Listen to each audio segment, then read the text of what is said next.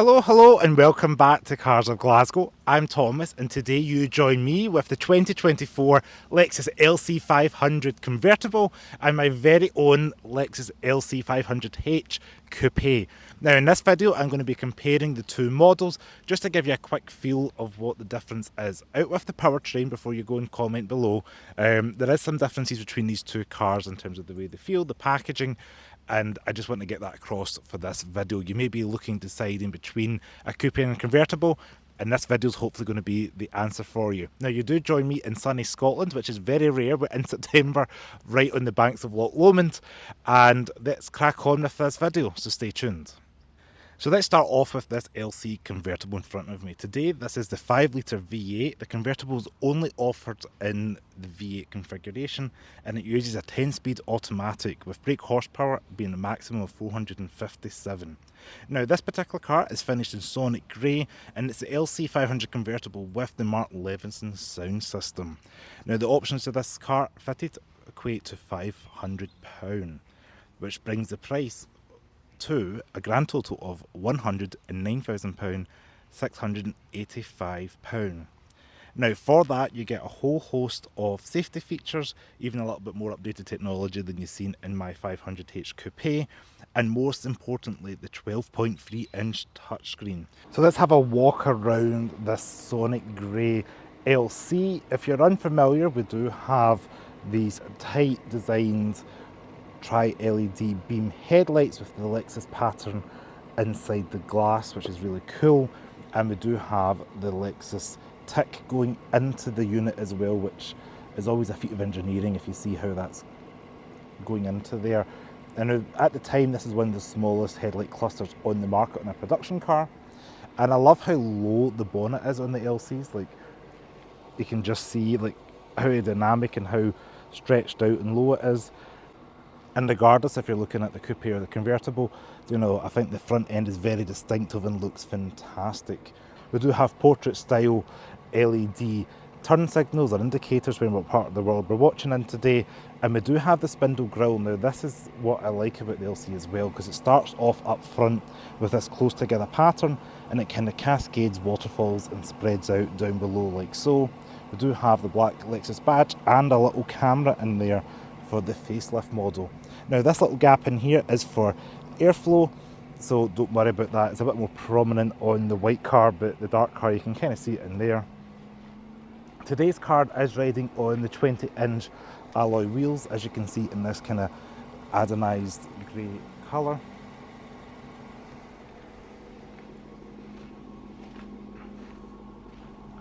And moving round to the rear, I do like how the deck spoiler is quite flat going across this section here. And unlike that Inspiration series, we do have the standard silver and grey coloured taillights that we've seen on the coupe previously. Now, around the rear, without standing in the bushes too much, we do have quad exhausts. You can hear that V8 burble a little bit.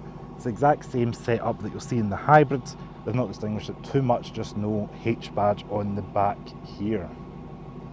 Now, let's jump inside and I'll show you the differences. So you join me inside the LC convertible. Now, this has got the tan ochre style interior, which is actually one of the options I was looking for when I first set out on my LC journey. Now, the differences between this and my coupe over there. Number one, I have noticed that the material up and around the A-pillars is kind of more like a vinyl wipe down material. In my car, it's like a soft Alcantara suede material. And here it's more like a fine vinyl rubberized material. I have noticed, however, on top of the instrument binnacle, we do have this material that does kind of replicate a suede Alcantara material that's potentially the same as the one that's on my ceiling. But in this car, we don't have the heads-up display. So I've noticed for 2024, we have lost this little display panel here. In my car, it's kind of like a bit of plastic with a kind of funky design. It lights up at night. It's quite cool. As you may have seen, it is all behind this kind of plastic, even the screen in the previous LC. Now we've got this new touchscreen up front.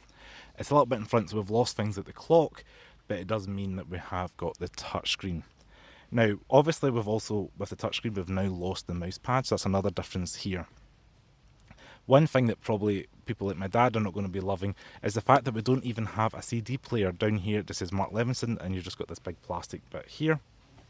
So on the door cards themselves, the top of the doors are still soft and plush, like the same as my car, nice and vinyl materials. We do have these really cool door handles. However, we also have this pattern in the middle here that kind of sweeps down to where your armor rest. Now, in my car, that is like a soft suede material, and that's going to be the same for the other coupes. And the convertible, that are this kind of more rubberized, texturized material. And I'm guessing that's in case it rains or something, just for a bit more durability. Now, another thing I've also noticed is the fact that the seat belts themselves, I've got this like special design on the side of the seats. They just look a little bit different to the way my car incorporates. You've got like a little metal buckle in them. In this car, you do have them kind of attached to the plastic there. So that's a little bit of a neat touch. But the technology in this car is improved because we have got like the 360 cameras and things like that, and of course the 5-litre V8, which I will cover on the full review, but I just want to give you the quick overview of kind of side by side comparison of the coupe and the convertible, not necessarily the two powertrains. So in the back of the LC, we've got the same kind of space that you'd expect from a 2+2 convertible. It's pretty much the same as the coupe, which means pretty non-existent, but the quality's there.